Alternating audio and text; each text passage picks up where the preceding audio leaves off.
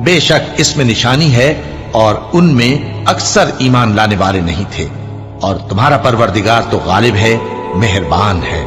قوم عاد نے بھی پیغمبروں کو جھٹلایا جب ان سے ان کے بھائی ہود نے کہا کیا تم ڈرتے نہیں، میں تو تمہارا امانت دار پیغمبر ہوں، تو اللہ سے ڈرو اور میرا کہا مانو، اور میں اس کا تم سے کچھ بدلہ نہیں مانگتا، میرا بدلہ رب العالمین کے ذمے ہے۔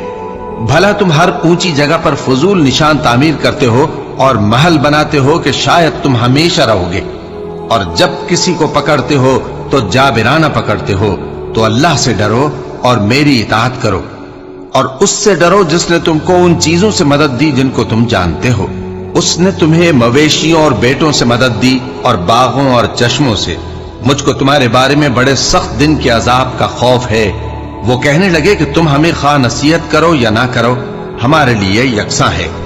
یہ